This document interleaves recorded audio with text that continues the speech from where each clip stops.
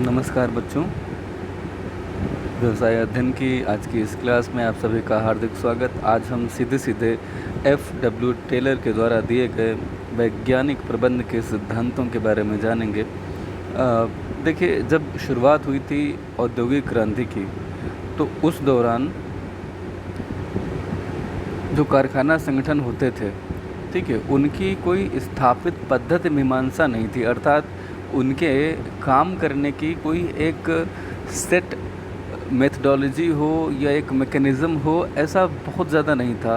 हर कारखाना मालिक या प्रबंधक जब कार्य करना शुरू करता था तो उस समय जो समस्याएं आती थी वह उनका निपटान करता था, तो व्यक्तिगत निर्णयों के आधार पर करता था। इसे टेलर कहते थे अंगूठा टेक नियम।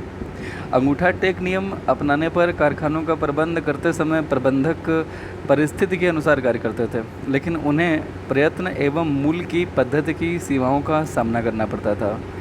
प्रयत्न एवं मूल मतलब ट्रायल एंड एरर मेथड जो होता है, प्रयत्न एवं मूल की पद्धति, ठीक। उनके अनुभव को विशिष्टता प्रदान करने के लिए यह जानना महत्व रखता था कि कौन कार्य को करता है, यह ऐसा क्यों करता है। इसके लिए जिस मार्ग पर चलना था वह वैज्ञानिक पद्धति पर आधारित थी, ठीक। ये किसने बताना शुरू किया? टेलर ने। उन्होंने कहा कि समस्या को पहले परिभाषित कीजिए कि समस्या है क्या। परिभाषित करना मतलब पहचानना उसे। जब आप किसी चीज़ को पहचान लेते हैं, किसी कॉन्सेप्ट को, तो दरअसल आप उसकी कॉम्पैक्ट विशेषताएं बता रहे होते हैं। तो जब आप किसी चीज़ की विशेषताओं को जान लेते हैं तो दरअसल आप उसे जान लेते हैं, ठीक। तो समस्या को परिभाषित करना मतलब उसे जान लेना। फिर ये देखना कि उस समस्या के क्या क्या वैकल्पिक समाधान हो सकते हैं। हर समस्या के एक से ज़्यादा ढेर सारे समाधान होते ही हैं, लेकिन उनमें से बेस्ट समाधान कोई एक होता है, ठीक। फ़िलहाल आपको क्या करना होता है? जो समस्या है उसके सारे लक्षणों को जानने के बाद, उसे पहचान करने के बाद, आपको कौन कौन से आपके पास इसके समाधान उपलब्ध हैं। A, B, C कई सारे समाधान हो सकते हैं, ठीक है। आप पहले तो उन्हें डेवलप करेंगे, यानी कि वैकल्पिक समाधानों का विकास करेंगे। फिर आप ये देखेंगे कि इनमें से जिन भी हम विकल्प को चुनेंगे उससे जो हमें परिणाम मिलेंगे, ठीक है, वो जो परिणाम होंगे वो क्या हो सकते हैं, यानी कि परिणामों का पूर्वानुमान लगाना, ठीक। ये भी देखना कि हमने A, B, C जो भी प्लान थे, इसमें से मान लिया हमने प्लान A और प्लान B और प्लान C देखा, हमें प्लान B जो था वो ज़्यादा बेटर लगा। बाई चांस पहले हमें ध्यान नहीं किया था तो हमने B दूसरे नंबर पे देखा था, लेकिन हमें बेटर यही लगा। तो हमने जब इसे चुना तो उसके बाद में हमने जब इसे अपनाया तो हम ये देखेंगे कि भाई प्रोग्रेस क्या है, समस्या क्या कुछ सुलझती नज़र आ रही है, और फाइनली क्या समस्या सुलझ गई, ये परिणाम निकालना होगा हमें, ठीक। इस पूरे परिदृश्य में टेलर जो हैं वो वैज्ञानिक प्रबंध के जनक के रूप में उभर करके आए। उन्होंने कहा कि ये जो अंगूठा टेक पद्धति है, रूल ऑफ थंब इसे ये बोलते थे, उन्होंने कहा उसकी स्थान पर आपको साइंटिफिक मैनेजमेंट चुनना होगा। रूल ऑफ थंब नहीं चलेगा, अंगूठे का शासन नहीं चलेगा। यहाँ पे मैं थोड़ा सा एक्सप्लेन कर दूँ।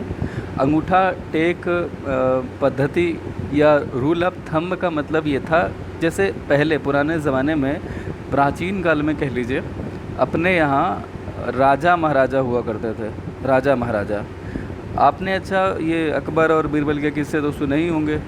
तो राजा के मन में जो आ जाता था, उसको लगा कि बीरबल ने कोई गलती की है तो इसे मृत्युदंड दे दो, कोई क्वेश्चनिंग नहीं होती थी उस पर। अगर किसी ने चोरी की और उसको लगा कि नहीं, इसने चोरी करके बहुत बड़ा अपराध किया, तो वह उसको हो सकता है कि दोनों हाथ कटवा दे, या उसको हो सकता है आजीवन जेल में डाल दे, या मृत्युदंड भी दे सकता है। राजा के ऊपर कोई नियम नहीं लागू होता, वो जो कह देता था वही नियम होता था, ठीक। तो ये क्या होता था? ये दरअसल होता था एडमिनिस्ट्रेशन थ्रू इंट्यूशन। इंट्यूशन का मतलब होता है आपके मन में जो भाव आया, आपको लगा यही सही है, और आपने कह दिया, तो राजा ईश्वर का अवतार होता है धरती पर, ऐसा माना जाता था। तो अभी राजा तो चले गए, लेकिन जो बड़ी बड़ी फैक्ट्रीज़ थी उनमें जो मैनेजर होते हैं, क्योंकि उन्हें अन्य लोगों को मैनेज करना होता है, तो शुरुआती लेवल पे यही एक कॉन्सेप्ट चलता था कि मैं इनका मालिक हूँ, मैं इनका राजा हूँ, और ये सब हमारी प्रजा हैं, हम जो चाहेंगे वही होगा। तो वहाँ पर उसको जो भी स्वयं के स्तर पर लगता था ये सही निर्णय है, वो वही लागू कर देता था। तो ये स्थिति जो थी टेलर के अनुसार ये ठीक नहीं थी। इसमें डिसीजन अगर सही हुआ तब तो बढ़िया है, क्योंकि यहाँ विरोध नहीं होता था। तो जो विरोध को मैनेज करने में, सप्रेस करने में बहुत ज़्यादा एनर्जी चली जाती है प्रबंध की, वो बिल्कुल नहीं जाती थी उसमें, वो उसका प्लस पॉइंट था। लेकिन अगर निर्णय ही गलत है, जो कि ज़्यादातर होता ही था गलत, ठीक है, तो गलत निर्णय लेने के बाद जब उसमें परिणाम अच्छे नहीं आते थे तो कहता था कि नहीं नहीं, इसमें कुछ सुधार करने की ज़रूरत है, और फिर वो सुधार करता भी था। तो अपनी गलतियों से सीखता था। रूल ऑफ थंब का मतलब यही था। टेलर ने कहा कि भाई ये चलेगा नहीं, इसमें कुछ और बेहतर काम करना पड़ेगा। तो इसके लिए उन्होंने कहा क्या करना क्या पड़ेगा। टेलर ने ये सुझाया कि जो मानवीय क्रियाएं होती हैं, यानी ह्यूमन बींग्स, यानी कि किसी भी संगठन में जो एम्प्लॉइज़ हैं, वो जो कार्य करते हैं, उनकी जो क्रियाएं हैं, उनको छोटे छोटे भागों में बांट दीजिए। और उन्होंने कहा कि यह पता करने की ज़रूरत है, उन्होंने ऐसा किया भी, कि वह इसे कम समय में, मतलब जो भी उनकी क्रियाएँ हैं वो एम्प्लॉइज़ कम समय में उसे कर पाएँ और अधिक उत्पादकता के साथ कर सकें।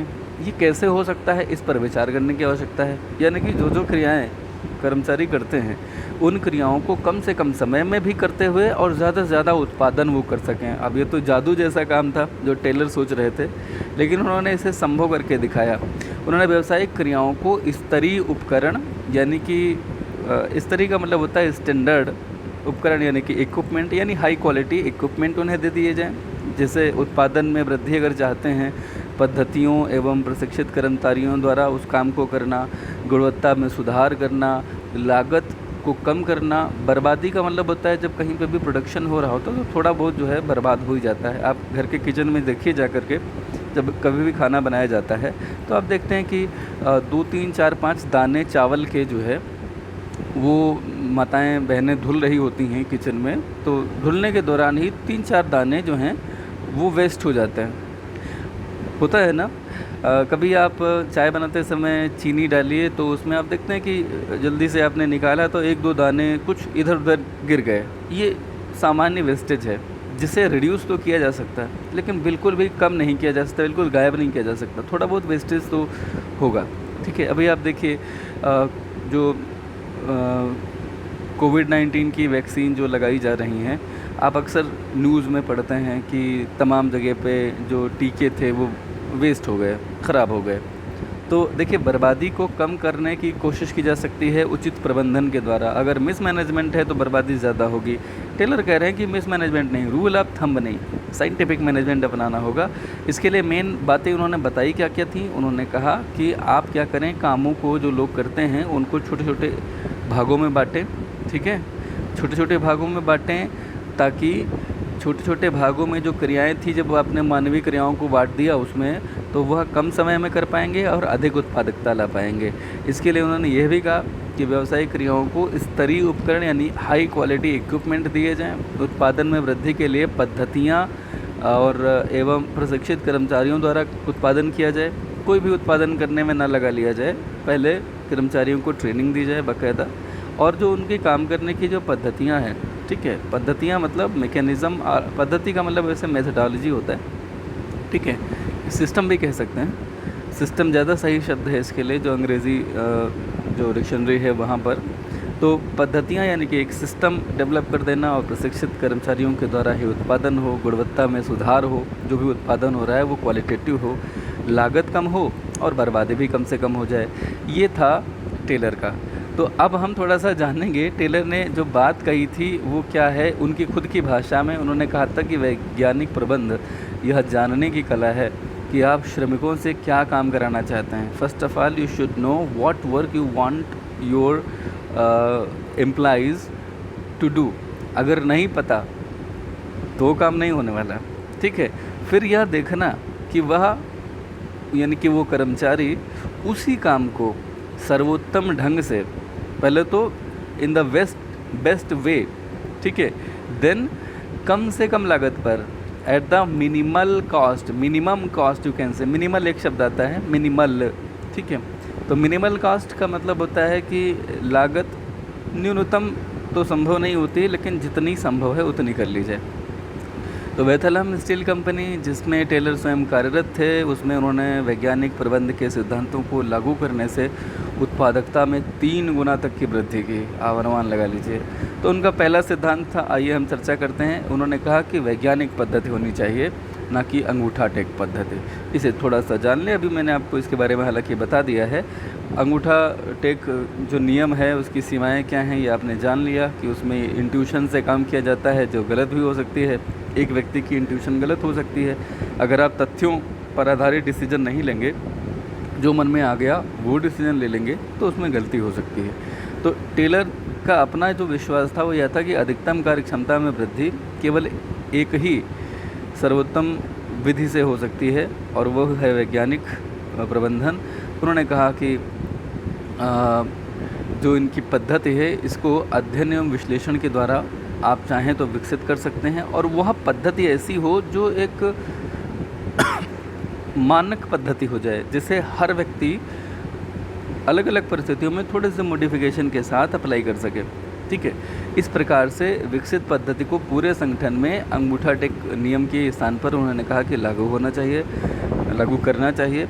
वैज्ञानिक पद्धति में प्रारंभिक प्रणालियों का कार्य अध्ययन था, सर्वश्रेष्ठ तरीकों का एकीकरण था, और स्तरीय पद्धति के विकास के माध्यम से जांच पड़ताल सम्मिलित थी। ये 3-4 बातें जरा एक बार समझ लीजिए। जो वैज्ञानिक पद्धति होगी इसमें सबसे पहले प्रारंभिक प्रणालियों का कार्य अध्ययन, जो प्रारंभिक प्रणालियाँ जो चल रही हैं उनका जो कार्य अध्ययन है वो आप कर लें पहले। फिर आप ये देखें कि उनमें से सर्वश्रेष्ठ तरीका कौन सा है, उसको आप अपनी प्रणाली में इंटीग्रेट करें, शामिल करें, एकीकरण कर लें उसका। ठीक है, स्तरीय, और ये करने के बाद आप एक स्तरीय एक मॉडल सिस्टम जो है डेवलप कर लें। ठीक है, और बाकायदा जो है उसके आधार पे बीच बीच में आप जांच पड़ताल करते हुए अपने कार्य को करें। इस तरह से ये सिस्टम जो है वो पूरे संगठन में अपनाया जाना चाहिए, और इससे ये होगा कि अपने आप जो प्रोडक्शन होगा वो बढ़ जाएगा। टेलर ने कहा था कि लोहे की छड़ों को डब्बाबंद गाड़ियों में लादने की छोटी सी एक उत्पादन क्रिया है। अगर आप इसे भी करना चाहें तो वैज्ञानिक ढंग से आप नियोजित कर सकते हैं, और अगर नहीं करेंगे तो आप पाएंगे कि उसी छोटे से या बड़े से ट्रक में आप उतना सामान लाद नहीं सकते जितना कोई ट्रेंड पर्सन ला सकता है। आप ये पाएंगे। ठीक है, तो मैं जो आपसे कहना चाह रहा था वो ये कि अगर आप सही से जो है चीज़ों को मैनेज करना जानते हैं तो आपको दिक्कत हो ही नहीं सकती, होती ही नहीं है, किसी को नहीं होती है। ठीक है, सबसे ज़रूरत इस बात की है कि आपको चीज़ों को मैनेज करना आता हो। मैं आपको बताऊं कि जो इन्होंने टेलर ने एक बात कही, इसको आप घर के एक उदाहरण से ले लीजिए। मान लिया आपको एक फैमिली पिकनिक पे जाना है। ठीक, आप महसूस कीजिए कि कुछ कपड़े हैं जो आप अपने किसी बैग में रखने की कोशिश कर रहे हैं, और आप पा रहे हैं कि उसमें आपको अपनी स्लीपर्स रखने थे, कुछ और चीज़ें रखनी थी, और उस बैग में एक सिंपल से बैग में आप वो सब कर नहीं पा रहे हैं, रख नहीं पा रहे हैं। फिर वहीं पे आपकी मम्मा आती हैं, वो कहती हैं कि बैग को खोलो, और उसको फिर से सारे कपड़े निकाल के उसको रखती हैं, और आप पाती हैं कि उसमें वो कपड़े भी आ गए हैं और थोड़ी सी जगह भी बच गई है। ये कैसे हुआ? क्योंकि अभ्यास करने से आपकी मम्मा को पता है कि बैग में कैसे सामान रखा जाना चाहिए। उन्होंने लगातार काम करते करते बैग में कपड़े रखने की एक वैज्ञानिक पद्धति, एक मानक पद्धति डेवलप कर ली है, और वो अभी आप नहीं कर पाए, क्योंकि आपने अगर उसी रूल ऑफ थंब से होके जाना है तो आप ट्रेनिंग पे यकीन नहीं करेंगे। कोई आपको सिखाएगा तो आप सुनेंगे नहीं, आप स्वयं पहले करेंगे, गलती करेंगे, उसके बाद में फिर निकालेंगे, फिर दोबारा रखेंगे कपड़े, फिर भी नहीं आया, फिर तीसरी बार नए तरीके से रखेंगे, और फिर अल्टीमेटली आप भी रख लेंगे कपड़े, आराम से रख लेंगे। हो सकता है उतना अच्छा ना रख पाएँ, लेकिन आप रख लेंगे एक बार, 2 बार, 3 बार, 4 बार ट्राई करने के बाद। लेकिन सोचिए कि ऐसा करने में आपने कितनी एनर्जी वेस्ट की। वहीं पे अगर एक बार आपकी मम्मी जैसे रख रही थी, अगर आप अच्छे से उसे समझ लें तो next time just in 1 attempt you will be able to do it. इसका मतलब क्या है? यहाँ पर ट्रेनिंग के महत्व की बात दी जा रही है। एक बार जो ट्रेंड पर्सन है उसने बता दिया लेबरर्स को कि this way to do this particular task, उसको समझ में आ गया, अगली बार उसने वैसे ही कर लिया। तो टेलर इसी बात पे जोर दे रहे थे। उनका कहना था कि आप एक सिस्टम बना लें, मानक सिस्टम, और उसे फॉलो करें। कोई भी काम छोटा छोटा, यहाँ तक कि लोहे की छड़ें अगर आपको डब्बाबंद गाड़ियों में लादना है तो भी आप इसको वैज्ञानिक ढंग से करें, ऐसा टेलर का मानना था। और उन्होंने कहा कि ऐसा नियोजन करके किया जा सकता है, ठीक है, और उसका फिर प्रबंधन भी किया जा सकता है। इससे मानवीय शक्ति और समय तथा माल की बर्बादी में भी भारी बचत होगी। कभी कभी तो अटैची में या उस सूटकेस में दबा दबा के भरने के चक्कर में पता लगे पीछे से उसका वो निकल गया, उसकी उसमें जो लगे होते हैं, स्क्रू लगे होते हैं, वही निकल गए या वो टूट गया। तो ये माल की बर्बादी भी है, मशीन का टूट जाना, ऐसा भी होता है। तो कुल मिलाकर के इनका कहना था कि जितनी अधिक व्यवस्थित प्रक्रिया होगी, बचत भी उतनी ज़्यादा होगी। वर्तमान समय में इंटरनेट का प्रयोग आंतरिक कार्यकुशलता एवं ग्राहक की संतुष्टि में आश्चर्यजनक परिवर्तन लेके आया है। ये बात भी साइंटिफिक मैनेजमेंट से संबंधित ही है, क्योंकि साइंटिफिक मैनेजमेंट टेक्नोलॉजी के यूज़ पर भी ध्यान देता है। तो एक पहला सिद्धांत इनका था क्या, scientific management in the place of rule of thumb. ये पहला सिद्धांत था टेलर का। मुझे लगता है आसान था, समझ में आया होगा। दूसरा इन्होंने कहा सहयोग ना कि टकराव, ठीक है। इसका मतलब यह है कि जो संगठन में काम करने वाले जितने भी लोग हैं, प्रमुख हिस्सा उसमें होता है एक मैनेजमेंट और दूसरा श्रमिक। तो जो मैनेजमेंट होता है और जो दूसरे लेबरर होते हैं, ये आपस में ज़रूरी नहीं कि ये दो धड़े बने और आपस में ये लड़ते ही रहें। ये एक दूसरे से मिल कर के मुस्कुरा भी तो सकते हैं ना, एक दूसरे का सहयोग भी तो कर सकते हैं। तो इन्होंने एक तरीका बताया था कि जो लेबरर है यानी कि जो एम्प्लॉइज़ हैं, इनको मैनेजमेंट डिसीजन मेकिंग में पार्टिसिपेट करने दे। मतलब अगर कहीं कोई डिसीजन लिया जा रहा है जिसमें ये भी अफेक्ट होने ही हैं, इनको अफेक्टेड होना ही पड़ता है लेबरर्स को, तो ऐसी स्थिति में इनमें से इनके प्रतिनिधियों को क्यों ना उस मीटिंग में शामिल किया जाए। तो अगर आप लेबरर या एम्प्लॉइज़ पार्टिसिपेशन लेकर के चलेंगे तो सहयोग की भावना अपने आप डेवलप हो जाएगी। अगर उनकी राय ले ली गई है, जैसे क्या होता है घर में मान लिया कोई काम होना था और आपसे पूछा नहीं गया, अचानक से आपको बताया गया, तो आपको अच्छा नहीं लगता है। आपको लगता है ठीक है, हमसे पूछा ही नहीं गया, भले आपको वो काम अच्छा लग रहा था, आप चाहते थे कि वो हो, लेकिन चूंकि आपसे पहले पूछा नहीं गया, आपको बाद में बताया गया, तो आपको अच्छा नहीं लगता इस बात को। लेकिन पहले ही अगर आपकी राय ली जाए तो आपको लगता है हाँ हमारी भी वैल्यू है घर में, है ना। तो ये अगर ऐसा होगा तो उस घर में क्या होगा, सहयोग बना रहेगा। ये डेमोक्रेटिक सिस्टम होता है कोई भी काम करने का। तो इन्होंने यही बात कही। इसमें मैं थोड़ा सा किताब से बता देता हूँ, वैसे बात आप शायद समझ गए होंगे। इन्होंने कहा कि आपस में सहयोग होना चाहिए मैनेजर के और जो उनके श्रमिक हैं।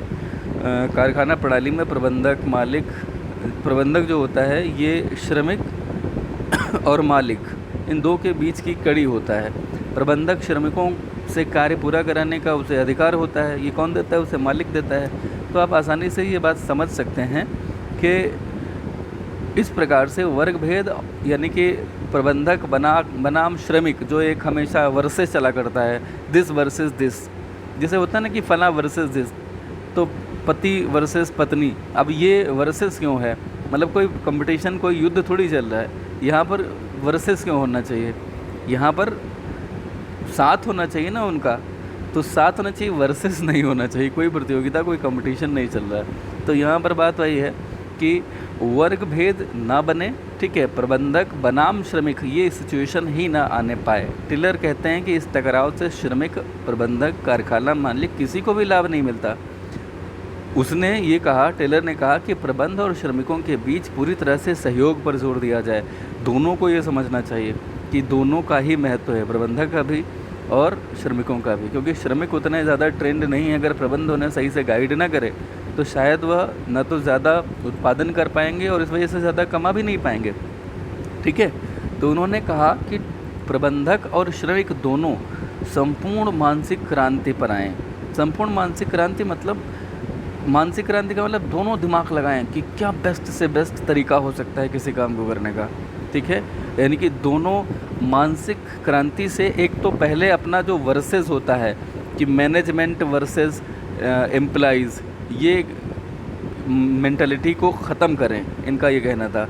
और मानसिक क्रांति से ही ये संभव है। बहुत पुरानी परंपरागत जो चीज़ें चली आ रही हैं लंबे वर्षों से, सैकड़ों वर्षों से मैनेजमेंट वर्सेस लेबरर चलता चला आया है। इसे दूर करना आसान थोड़ी है।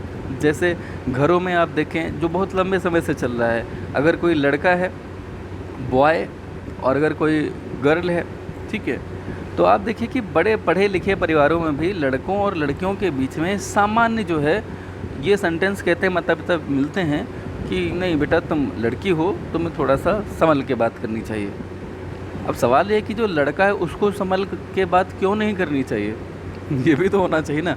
वो संभल के नहीं बात करेगा तो उसका कोई नुकसान नहीं होगा क्या? उसका भी तो नुकसान है ना। संभल के बात नहीं करेगा तो जहाँ पे भी बदतमीज़ी से बात करेगा मुंह तोड़ दिया जाएगा उसका। तो उसको भी तो संभल के बात करने की ज़रूरत है कि नहीं? तो ये जो एक सिस्टम बना हुआ है कि नहीं लड़का लड़की का एक जनरल हो गया। तो अभी जैसे आपसे पूछा जाए लड़का का विलोम क्या है, तो आप तुरंत बोल देंगे लड़की। लड़का का विलोम नहीं लड़की है। पुरुष का विलोम महिला थोड़ी है भाई। पुरुष का विलोम क्या है अगर पूछे तो बोलेंगे महिला। अरे पुरुष का विलोम नहीं है महिला, पुरुष का तो पूरक है महिला, महिला का पूरक पुरुष है। तो ये एक दूसरे के पूरक हैं, ये एक दूसरे के विलोम थोड़ी हैं। लेकिन दिमाग में आपसे पूछे रात का विलोम क्या है, बोलेंगे दिन। सुबह का क्या है, शाम। पुरुष का क्या है, महिला।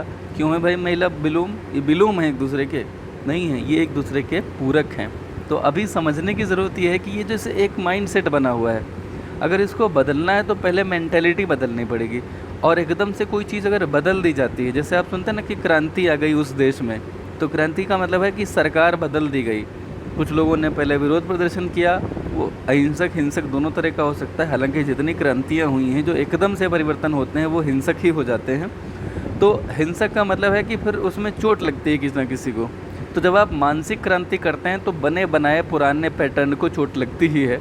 लेकिन अगर आप ये कर लेंगे तो इसका फ़ायदा होगा अगर आप अपनी मन स्थिति बदल पाएँ।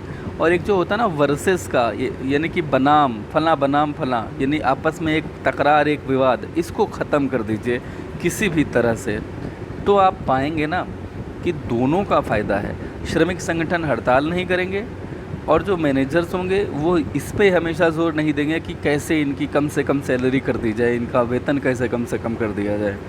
फिर वह भी चाहेंगे कि यार थोड़ा सा वेतन बढ़ा देने से तो ये बढ़िया काम करता है, ये थोड़ा सा वेतन बढ़ाते हैं हम इसका तो ये उत्पादन इतना ज़्यादा कर देता है कि हमें उसका 2 गुना लाभ मिल जाता है। यानी कि अगर हम 10 रुपये वेतन बढ़ाते हैं तो अल्टीमेटली इसका इफेक्ट ये पड़ता है कि हमें 20 रुपये बढ़ के लाभ मिलता है। तो मैनेजर क्यों नहीं बढ़ाना चाहेगा 10 रुपये वेतन? अच्छा, अगर श्रमिकों का वेतन 10 रुपये बढ़ रहा है, रेट जो है वो 10 रुपये बढ़ रही है, तो क्यों नहीं मेहनत करेगा? तो ये कॉन्सेप्ट टेलर ने दिया। ठीक, कंपनी को अगर लाभ होता है, उनका कहना था, तो प्रबंधकों को चाहिए कि वह इस लाभ को कर्मचारियों में भी उसका एक हिस्सा बांटें। कर्मचारियों को ये चाहिए कि कंपनी की भलाई के लिए वह परिश्रम करें और परिवर्तन अगर कोई प्रबंधकों के द्वारा किया जा रहा है तो वह उसे अपनाएं। जनरली मानव स्वभाव है कि जब कभी भी उसको कोई परिवर्तित बात सामने रख दी जाती है, जिस सिस्टम में व्यक्ति काम कर रहा था, अगर उससे कहा जाए कि नहीं भाई ऐसा न करके अब ऐसे कर लो, तो उसको दिक्कत होने लगती है। एग्जाम्पल के तौर पे आपके किचन में आपकी मम्मी एक अपने ढंग से काम कर रही थी, उनकी किचन की व्यवस्था उनकी अपनी थी, जो भी बॉक्स जहाँ रखना था, जो भी सामान जहाँ रखना था, वो वैसे ही रखा जाना चाहिए था। अचानक से आपके घर में आपके भाई की शादी हुई, बहू आ गई। अब बहू जब आएगी तो जाहिर सी बात है कि किचन को थोड़ा सा अपने हिसाब, क्योंकि हर व्यक्ति अपने हिसाब से करना चाहता है, तो क्या होगा, मम्मी को अच्छा नहीं लगेगा कि भाई ये किचन में ये यहाँ था, पहले नमक तो यहाँ रखा रहता था, ये कहाँ चला गया नमक, चाय की पत्ती नहीं मिल रही है। तो इस तरह की जो समस्याएं होती हैं ये मम्मी को क्यों होती हैं? क्योंकि परिवर्तन पसंद नहीं करते हैं लोग। मैं मम्मी की बात नहीं कर रहा हूँ, खाली एक उदाहरण था। कोई भी व्यक्ति परिवर्तन पसंद नहीं करता। आप अपने कमरे का सेटअप ले लीजिए, कोई व्यक्ति आए अचानक से उसमें परिवर्तन कर दे, अब आपको वो चीज़ें जो आपको पहले पता था कि कहाँ है वो नहीं मिलेगी, तो आप क्या करेंगे, भाई कौन है जिसने ये परिवर्तन कर दिया, ऐसा नहीं करना चाहिए था, मेरा सामान इधर उधर हो गया।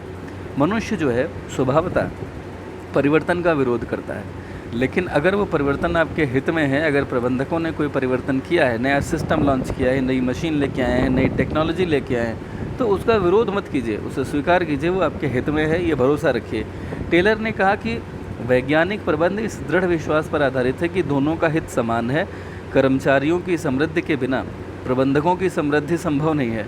साथ ही साथ प्रबंधकों की समृद्धि के बिना जो कार्य श्रमिक हैं, जो श्रमिक काम कर रहे होते हैं, उनकी भी समृद्धि नहीं अधिक समय तक रह पाती है। अगर आप जापानियों की कार्य संस्कृति का एक उदाहरण लें तो उन्होंने कहा कि जापानी कंपनियों में पितृव्रत शैली का प्रबंध होता है। पितृवत का मतलब होता है प्रबंधक और श्रमिकों के बीच कुछ भी छुपा नहीं है।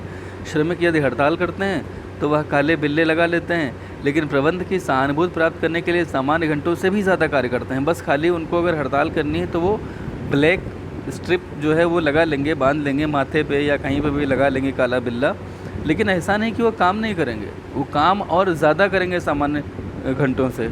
इससे ये उनका तरीका है विरोध प्रदर्शन का। तो आप देखिए ये कितना सकारात्मक सिस्टम है। जापान यूं ही नहीं सारे देशों से टेक्नोलॉजी में इतना आगे है। तो ये 2 बातें आपने पढ़ी हैं। आज के लिए मुझे लगता है कि ये 2 काफ़ी हैं, इनको अच्छे से पढ़ें। बच्चों में काफ़ी डिटेल में इसे पढ़ाने की कोशिश कर रहा हूँ, क्योंकि मुझे लगता है कि ये बहुत महत्वपूर्ण है और हर चैप्टर में इनका उपयोग आएगा, जीवन के हर क्षेत्र में भी इनका उपयोग आएगा। तो सहयोग ना कि व्यक्तिवाद, ये अगला है। चलो एक और पढ़ देते हैं, सहयोग ना कि व्यक्तिवाद। इसमें क्या होगा कि आप इंडिविजुअल, मेरा ये जो है अपमान हो गया, मुझे ये प्रमोशन मिलना था, उसको क्यों आगे बढ़ा दिया गया, ये व्यक्तिवाद है। व्यक्तिवाद के स्थान पर श्रम एवं प्रबंध में पूर्ण रूप से सहयोग होना चाहिए। मेरा मेरा तेरा तेरा नहीं होना चाहिए। यह सहयोग न कि टकराव के सिद्धांत पर ही आधारित है, जो आपने पहले पढ़ा था ना, सहयोग न कि टकराव, तो वही है सहयोग न कि व्यक्तिवाद। इसमें क्या होगा, दोनों को ये समझना चाहिए कि दोनों को एक दूसरे की आवश्यकता है। यदि कर्मचारियों की ओर से कोई रचनात्मक, कोई क्रिएटिव सजेशन आता है, रचनात्मक सुझाव आता है, तो प्रबंधक उन पर ध्यान दे, और यदि उनके सुझाव से लागत में कमी आ रही है तो उन्हें जो है इसका क्रेडिट भी दिया जाना चाहिए, प्रबंधकों के द्वारा पुरस्कार मिले इसका। ठीक है, प्रबंध में उनकी भागीदारी होनी चाहिए। जब कभी भी कोई महत्वपूर्ण निर्णय लिया जा रहा हो तो श्रमिकों को बाकायदा विश्वास में लेना चाहिए, एक आध उनका प्रतिनिधि उस मीटिंग में रहे जहाँ पे वो डिसीजन लिया जा रहा है। ठीक है, ये तो प्रबंधकों के स्तर की बात हो गई। श्रमिकों को क्या चाहिए कि वो हड़ताल ना करें अनावश्यक। ठीक है, प्रबंध से कोई ऐसी अनुचित मांग भी ना करें। वास्तव में यदि खुली अब अनुचित मांग क्या होती है, जैसे आपने सुना होगा महाराष्ट्र में मराठा जितने भी हैं, ठीक है, वह आरक्षण की मांग कर रहे हैं। अब सवाल यह है कि मराठा को आरक्षण क्यों मिले। आरक्षण तो भाई सामाजिक, शैक्षणिक, आर्थिक रूप से पिछड़े हुए लोगों को ही मिल सकता है ना। मराठा अपने आप में आप देखिए लंबे समय तक भाई राज शासन भी किया, तो मराठा बिल्कुल भी पिछड़े नहीं ना। तो सामाजिक दृष्टि से समाज में भी उनका एक अच्छा रुतबा है, न तो वो नीची जाति में आते हैं, है ना, और ना ही आर्थिक रूप से मराठा परिवार कोई बहुत ज़्यादा कमज़ोर माना जाता है। तो अब इनकी ये मांग क्या कहा जाएगा, अनुचित कहा जाएगा। मैं ये नहीं कह रहा हूँ कि मराठा जो है वो कोई गलत है, ऐसा मेरा कोई इंटेंशन नहीं, लेकिन मैं ये बताना चाहता हूँ कि कभी कभी हम लोग व्यक्तिगत स्वार्थ में उचित अनुचित का लाभ फ़र्क भूल जाते हैं, तो वो नहीं करना चाहिए। कोर्ट ने मना कर दिया कि नहीं भाई इनको आरक्षण किस आधार पर दिया जाना चाहिए, दिया ही नहीं जा सकता। खैर, तो ये मैं नहीं कह रहा हूँ, ये कोर्ट ने कहा है, मेरा इससे कोई लेना देना नहीं है ज़्यादा। मराठा उनको जो है आरक्षण मिले ना मिले, लेकिन मुझे लगता है कि उन्हें आरक्षण नहीं मिलना चाहिए। मेरी अपनी व्यक्तिगत राय है और मैं दे सकता हूँ। फ़िलहाल कोर्ट की भी यही राय है, तो कोर्ट का तो हम सभी लोग अनुपालन करेंगे ही। खैर, श्रमिक जो हैं वह कोई अनुचित मांग ना करें, पहली बात।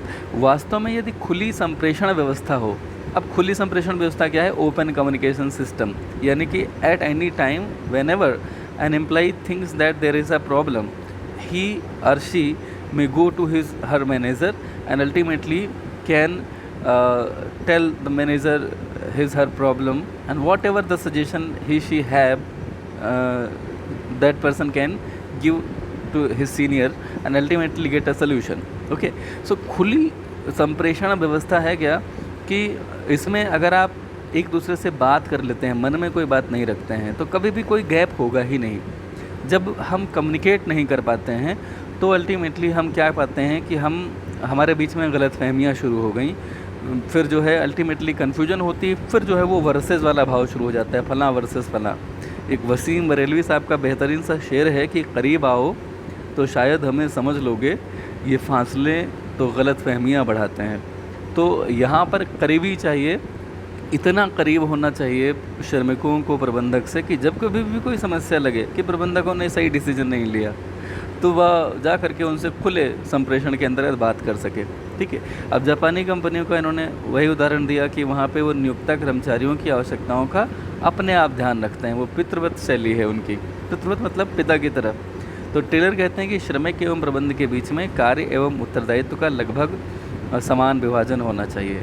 ठीक है। कार्य और उत्तरदायित्व यानी कि वर्क एंड रिस्पॉन्सिबिलिटी दोनों के बीच में समान विभाजित हो, पूरे समय प्रबंध कर्मचारियों के साथ कंधे से कंधा मिलाकर काम कर रहा हो, उनकी सहायता करे, उन्हें प्रोत्साहित करे और उनका मार्गदर्शन करे। ये ना हो कि हम बाबू बने बैठे हुए हैं एक कुर्सी पे और काम कुछ कर नहीं रहे हैं, बस खाली बैठे हुए हैं, कुर्सी तोड़ रहे हैं, तो ये सिस्टम नहीं चलेगा। अगर आप काम नहीं करेंगे तो ये कुर्सी बहुत लंबे समय तक आपकी बनी नहीं रहने वाली है। ठीक, तो ये आपने 3 टेलर के द्वारा दिए गए 3 सिद्धांतों को पढ़ा। आज के लिए इतना ही। मेहनत करते रहें, पढ़ते रहें, सीखते रहें। इन तीनों सिद्धांतों को आप यहाँ से पहले पढ़ें, फिर अपनी भाषा में अपनी नोटबुक में शामिल करें। अगर आप में से किसी को भी इसमें कोई समस्या आती है तो निसंकोच पूछें। आप कमेंट बॉक्स में लिख सकते हैं आपको क्या अच्छा लगा आज के वीडियो में या क्या ख़राब लगा। आप जो भी लिखेंगे ये आगे के वीडियोज़ के लिए काफ़ी महत्वपूर्ण होगा, इसलिए अपनी कमेंट, अपनी प्रतिक्रिया दें। अगर आपको अच्छा लगे लाइक भी करें और दोस्तों के साथ भी साझा कर सकते हैं अगर आपको कोई इसमें तकनीकी समस्या ना हो तो। फिलहाल बहुत बहुत धन्यवाद। घर पे रहें, सुरक्षित रहें और जी जान से सीखते रहें। बहुत बहुत